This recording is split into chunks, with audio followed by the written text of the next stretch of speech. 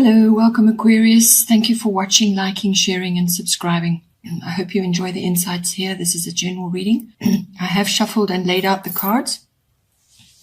I use the 12 houses of the zodiac, and as the cards appear in each house, then that is the influence that is coming through at this time for you.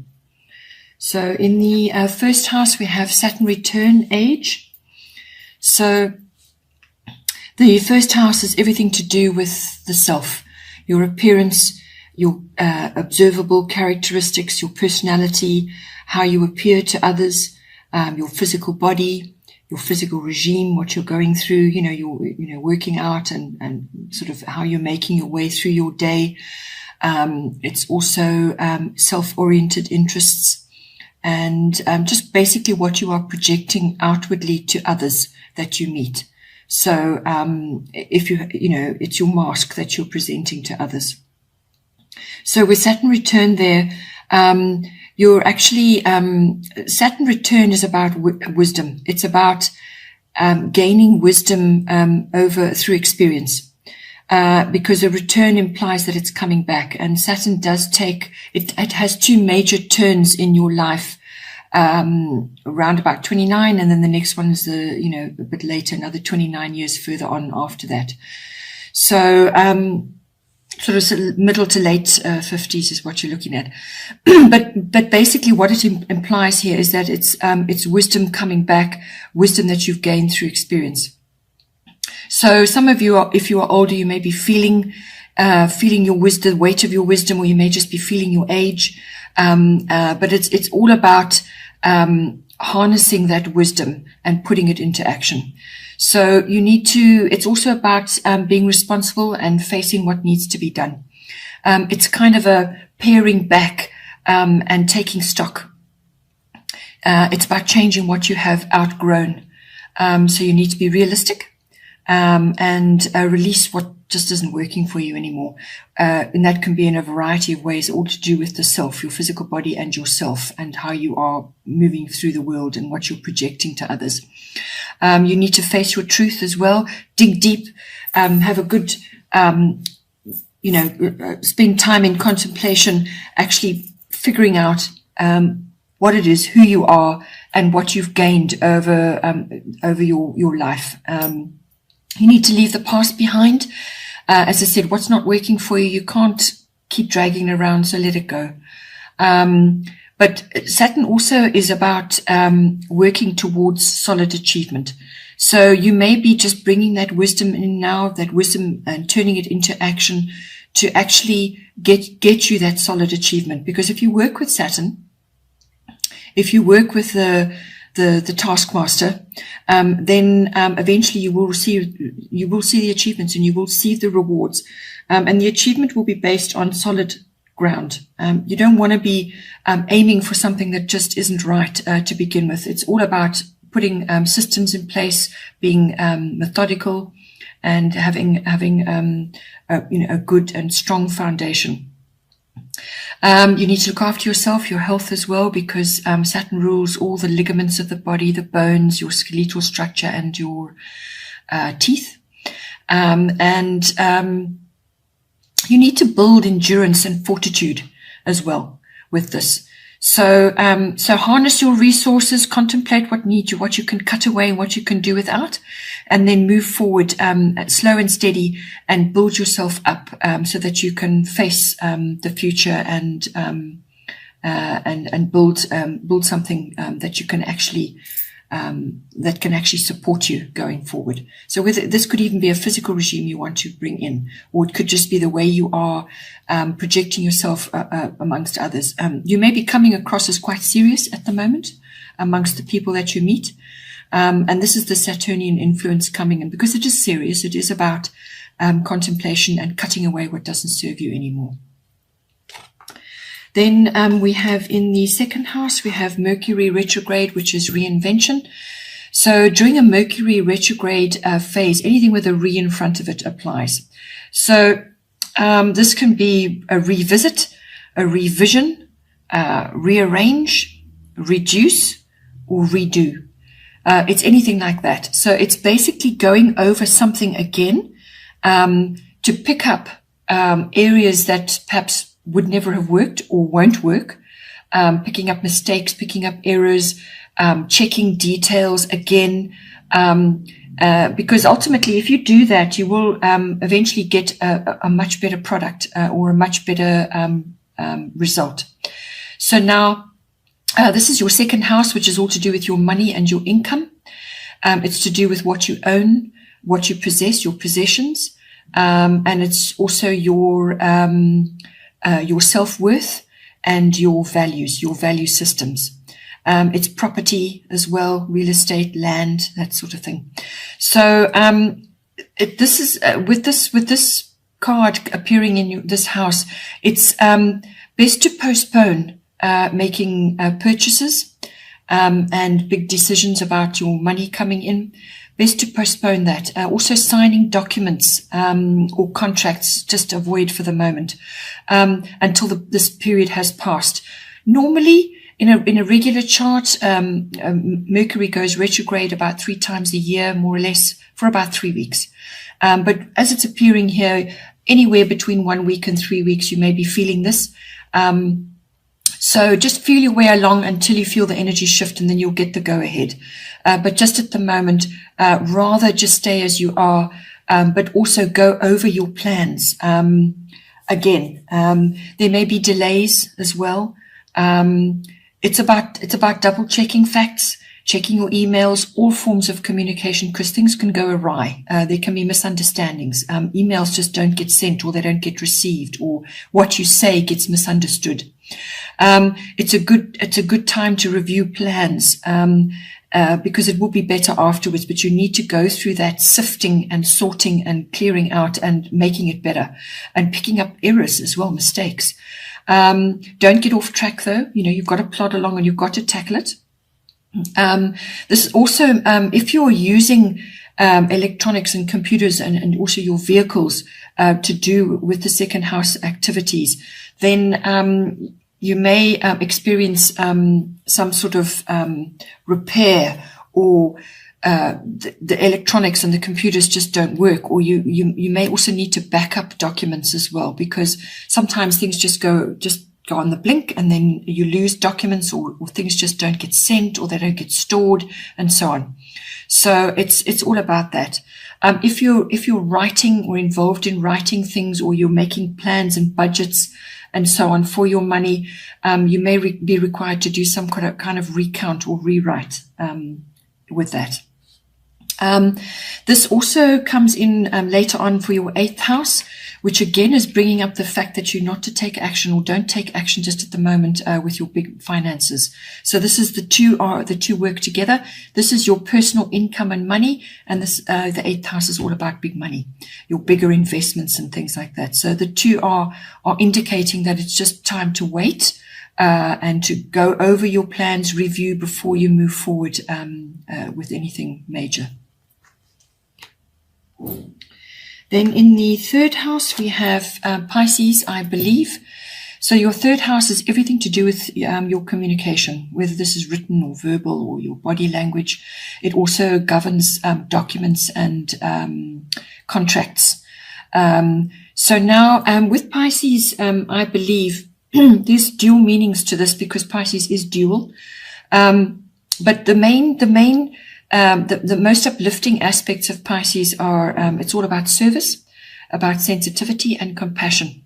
So what you say is going to matter. Your words are going to matter. And this could affect your siblings and your aunts, uncles, cousins. Those are the kind of family members that fall under the 3rd house. It could also be the wider public. So it's also about having a bit of faith and sort of avoiding pessimism and also cynicism, because that can be the flop side of the positive aspects of Pisces. So it could also be that you may need to be putting boundaries in with others, with regards to how you communicate, or just how you communicate with others. You don't want to be sort of manipulated by others. Keep your speech positive. This card also brings in the arts as well. So whether this is creative writing or artistic endeavors, anything like that. So, but it's your communication and it's your expression. So therefore, if you're expressing yourself with art or with written works and so on, you have the ability to now access much higher levels of consciousness with Pisces in there. It's imaginative, it's creative, there's fantasy there. There's also, reaching higher levels. There's also access to psychic abilities. So that's like clear sentience, clear audience, all of those. But it's really about your communication, your interactions with others, what you say and what you hear as well. So you'll have greater access to spirituality, and creativity. This house also rules short trips. This is local trips. So trips to water, any body of water, will be very beneficial for you at this time. Then in the fourth house, we have Grand Cross Provoker. So this is a card which is going to bring, what's indicating that you're going to be experiencing in your home life. This is your home, your actual home, your home life. And it's also to do with your ethnic identity, your roots and your foundation. You're going to be experiencing a bit of tension at this time. So it's like frustration and feeling restricted in some way, shape or form. So it could be to do with your actual physical home. Perhaps you're requiring to make a move now, or you want to make a move and you just can't at the moment, or things are difficult, or there are obstacles coming up for you. So the main thing with this is to persevere, not to give up. Just keep going through those difficulties. Just handle them one step at a time. Work your way through each one. You may just feel a bit of exasperation sometimes, like you no sooner get through one and then another thing appears. It's also, you may just feel a bit like you're being pulled in different directions as well. So it's sort of four angles multiplied, and they're all sort of putting you under a bit of pressure. It's pressure to grow, which is a catalyst for movement and change. So you may actually be wanting to make a change or be in the process of making a change, and you've just got a lot to deal with. You could be suffering from a bit of overwhelm. But stick with the process and see it through to victory. Focus on your priorities and get organized and realistic. Also, your communication is going to be important as well. Then in the fifth house, you have Jupiter, which is abundance. So your fifth house is to do with your children, if you have children or you're working or you're exposed to children. It's also your creativity, your creative abilities. And that can take many forms. It's not necessarily artistic. Artistic and creative are different things. Creativity, you can be a creative thinker, a creative writer, or you could be a creative in the way you arrange your home, or creative in the way you create your children's parties, or your finances even. You can be creative in many, many ways. You can be a creative speaker. So creativity is a huge aspect of ourselves, and we can all access it. It just may not look like somebody else's creativity. It's going to be unique to you. So the fifth house covers children, creativity. It also covers love affairs. And it covers recreational activities of all kinds. So having fun, going, all kinds of whether it's outdoor, indoor activities, games. It's also sports, that kind of thing. So with Jupiter abundance coming in, this is a lovely card to be having in this house because it brings rewards and benefits.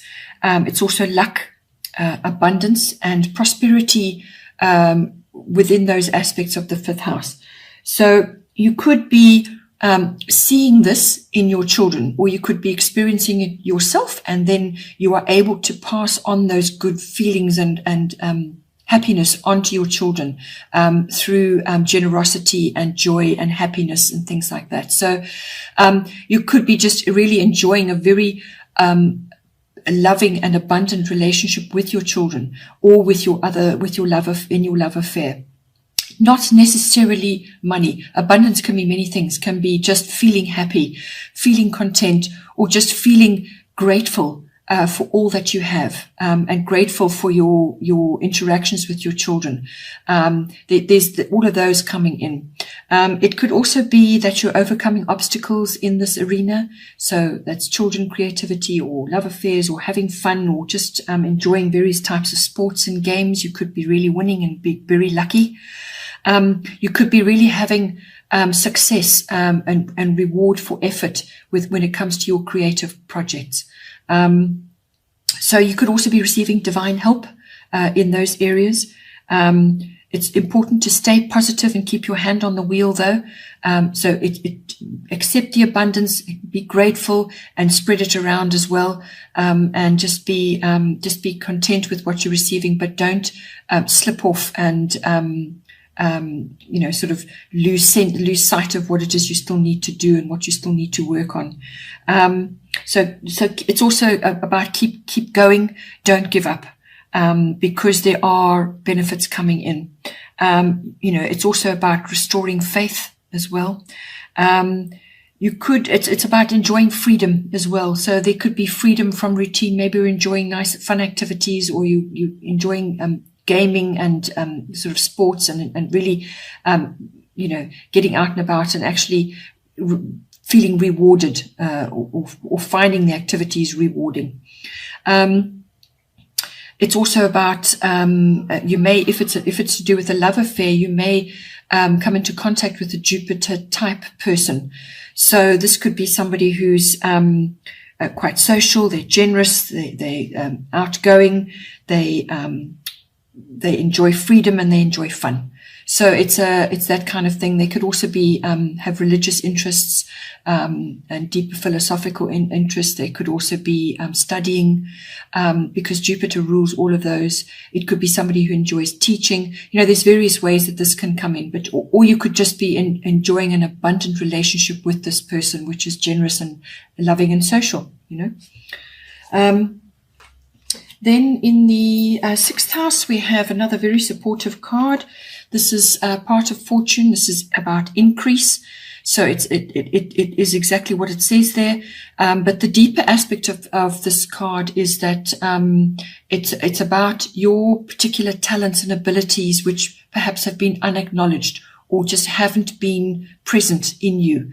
And this, if you're into past lives, it could be stuff you're bringing in from a past life. Suddenly those talents and abilities are being activated, or it could just be something that you've sort of known about, but you've never really focused on, or you've never had the need to focus on it.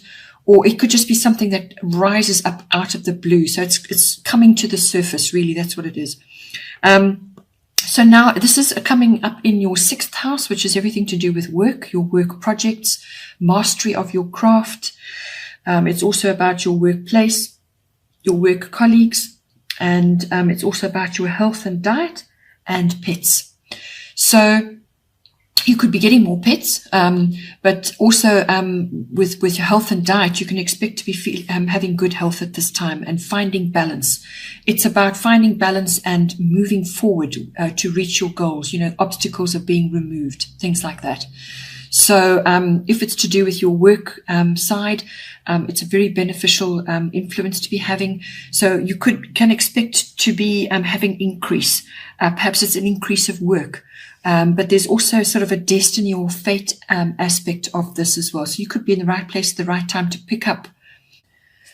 Okay, Aquarius, thank you for joining me. Hope you have a great month and take care, and I will see you next time.